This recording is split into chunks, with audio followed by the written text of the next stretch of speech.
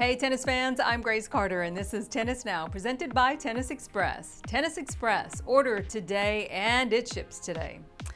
Boy, a tough week in court for Boris Becker. The former world number one was declared bankrupt in a bankruptcy and companies court hearing in London. Becker, who reportedly owes a private British banking firm about $4.2 million, was not in court for that case. A London judge shot down Becker's attorney's request for an extension so that he could sell some property in Mallorca to cover the debt, saying that Becker seems to be a man with his head in the sand when it comes to his finances. She says it's not often the case that a professional person has a judgment debt outstanding against them since October of 2015. This is an historic debt, the judge says. One has the impression of a man with his head in the sand. The Hall of Famer earned more than $25 million and won 6 Grand Slam titles in his career. Yet some bad business investments, a Dubai development project that went bust, a paternity suit, a tax evasion fine, and divorce settlements have cost the 49-year-old German dearly. In his autobiography called The Player, Becker also revealed that he battled an addiction to alcohol and sleeping pills at one point during his career. Becker, who had coached Novak Djokovic to 6 of his 12 Grand Slam titles before they ended their partnership, works as a TV commentator these days, and he took to Twitter to express his reaction. Becker said he was surprised and disappointed by the judgment, and he insists he has the resources to repay that debt. Becker says his earnings are well publicized, and it is clear that he has the means to pay this money back. So we wish Boris the best. Moving on.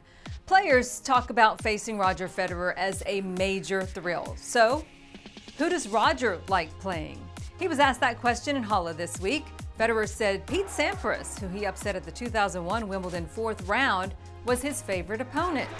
Roger also listed Carlos Moya, now Rafa Nadal's coach, Tim Henman, Andre Agassi, and Yevgeny Kafelnikov as his other favorite opponents. James Blake has written a new book titled Ways of Grace, which comes out this month. Inspired by the title of Arthur Ashe's classic book, Days of Grace, the book chronicles the stories of athletes, including Novak Djokovic, Billie Jean King, Martina Navratilova, and Venus and Serena, who have used their platforms to try to create positive change. We caught up with James for a little Q&A about the book and tennis.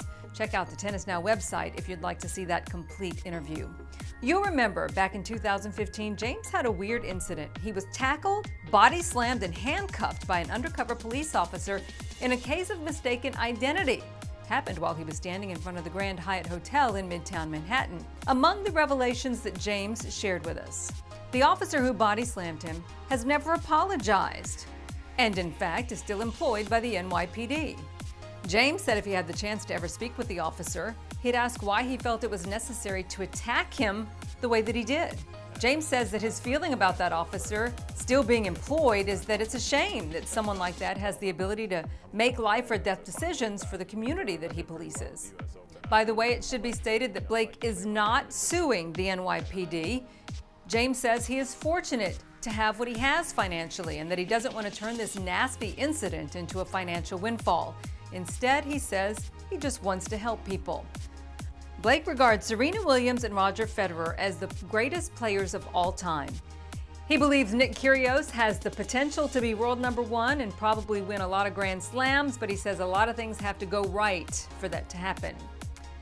We also asked James to build the perfect tennis player stroke by stroke, and here's what he had to say. He picked John Isner's serve, Roger Federer's forehand and volleys, Rafa Nadal's spirited attitude, Novak Djokovic's backhand, Gael Monfils's speed, and Andy Murray's tennis IQ. And wow, wouldn't that be some kind of player?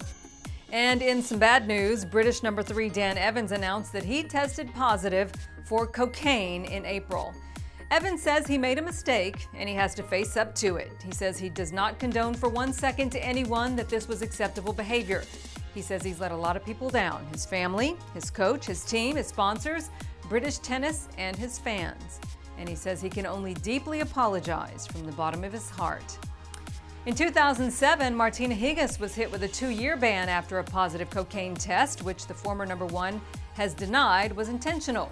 Richard Gasquet served less than a year after testing positive for cocaine that he said entered his system after kissing a girl in a Miami nightclub.